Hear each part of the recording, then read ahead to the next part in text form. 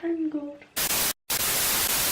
Hey guys, and today I'm going to be doing a conspiracy about Disney films. You've probably seen a lot of these conspiracies, so they're not really new, but I thought I'll just share them with you. You never know, you might have heard them. Let's hope you haven't. It's going to be like about how they all link together, and it's just really weird. I found it really weird. I only found out about this the other day, so what am I doing with my life? Let's find out. Okay, so in the film Frozen, Elsa and Anna are seen to mourn over their parents that died 3 years ago in a shipwreck as they were going to a wedding. So the conspiracy thing is the wedding that they were going to was Flynn Rider and Rapunzel's wedding. So that kind of links them together. Now the reason that people believe this is because Frozen came out 3 years exactly after Tangled. Now that kind of links Frozen and Tangled together, but The Little Mermaid also comes in this. The shipwreck that the parents were on could have been the shipwreck that Ariel explored in The Little Mermaid. So that kind of links Frozen, The Little Mermaid and Tangled all together very cleverly. However, it also links Tarzan. Now, what? Tarzan, how? Elsa and Anna, the parents are actually Tarzan's parents. The theory of this is due to a fan asked a producer about the connection between The Little Mermaid, Tangled and Frozen, and the producer responded with, Elsa and Anna's parents didn't actually die in the shipwreck but escaped to an island and had a son and were killed by a leopard. That sounds very familiar. Now if you've watched the Tarzan movie, that is exactly what happened to Tarzan's parents in the jungle. The parents survived the shipwreck, lived in the jungle, had Tarzan, and that made Tarzan, Elsa and Anna siblings. But there's also another conspiracy theory that Rapunzel's uncle is the king in Frozen. How? Rapunzel and Elsa are seen as blonde, both blonde, and Anna's seen with brown hair. Elsa's dad was very strong about not letting Elsa use her powers and wanted to hide her powers within the kingdom. If Rapunzel was his niece, he would know about how Rapunzel was kidnapped for her powers. So wouldn't he want to protect his own daughter Elsa from that happening, as he knows that power and magic is a danger to the younger generation? And as they're both blonde, they both had this magical power, but Anna didn't get any magical power and she was brown haired. So does the power only run through members of the family that were blonde? Can I be in their family? I want the blonde hair. I mean, what? I've got the blonde hair, it's just, I want the powers. As long as no one will kidnap me. I'm gonna lock my windows and not shut my door now, just in case. Is Jane the granddaughter of Belle? So first of all, they look alike a lot. Oh, and I've got a hair in my face. Oh, that's lovely, that is. They look really similar. They can both understand an animal kind of language. They've been interacting with animals.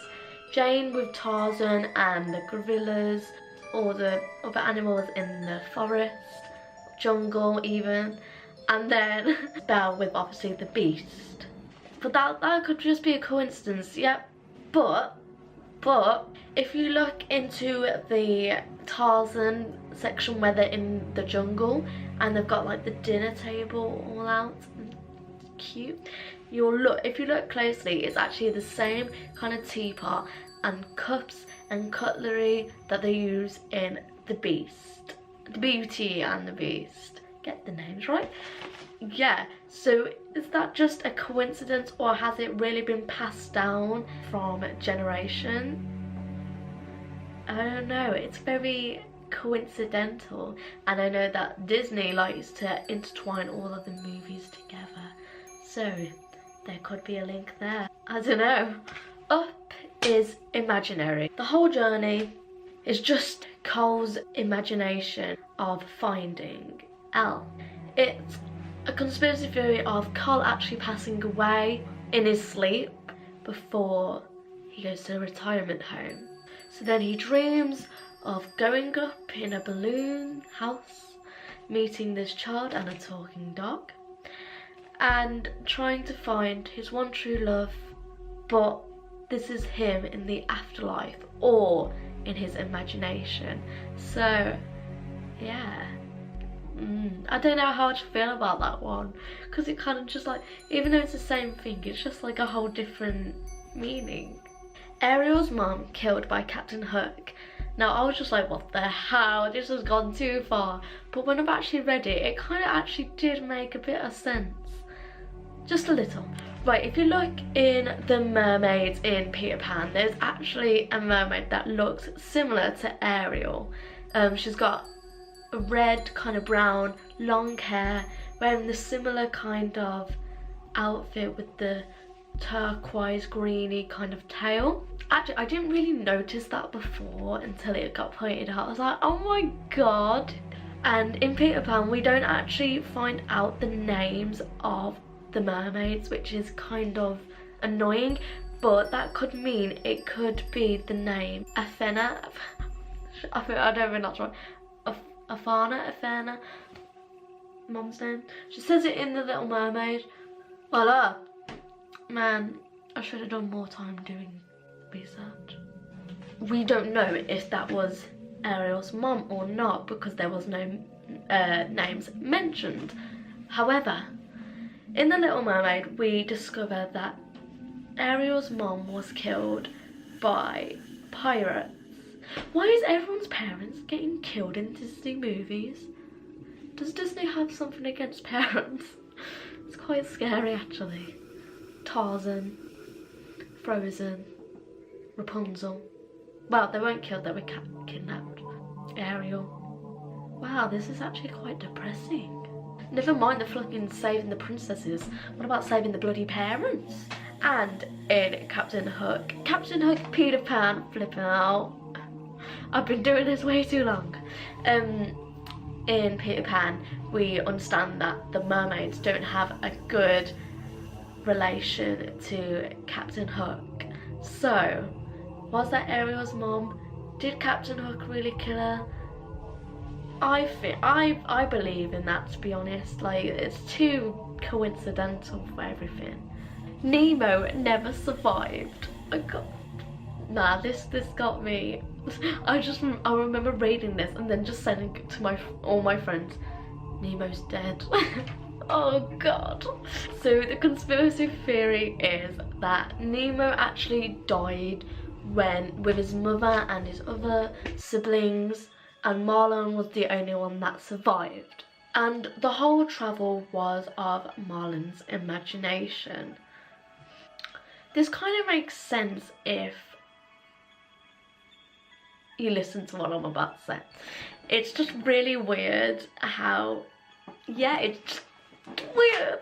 So the whole thing is apparently of Marlin imagining everything to deal with his grief of the babies and his wife being dead. More deaths. Bloody hell, Disney. You don't lay back on the deaths, do you? Nemo means nothing in Latin. Is that very coincidental? Marlin goes through the 5 stages of grief that many people expect to happen. He goes through denial, because as he does not want Nemo to go to school in case something happens. Anger, he's yelling at Nemo for swimming too far out. And obviously that's understandable. Understandable, because obviously he wants to protect Nemo. But that is also a stage of grief. Bargaining.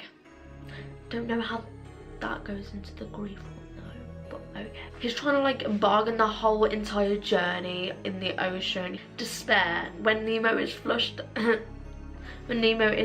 down the toilet. No, the drain, not the toilet, the drain.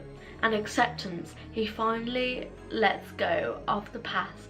But the question is, what past is he letting go of? Is he letting go of the fact that Nemo died? And all the other fishies and the mother? Or just the mother and the fishes? Is Nemo alive? Was it all imagination? I don't know. You tell me. Right, that's all I had time to research. I hope you enjoyed this video. Give it a like, subscribe, and comment down any videos you would like me to do. Click that notification bell. I upload Sundays 5 PM. Sometimes I'm not be able to upload because I'm either on holiday or I might be having a hangover, to be honest. So I'm gonna try and upload every Sunday, hopefully. Let's try and get this video to 30 likes. Hopefully we can do that. Follow my social media. They'll be obviously previously in the video, at the end of the video, and also in the description. But yeah, hope you enjoyed this video. Bye!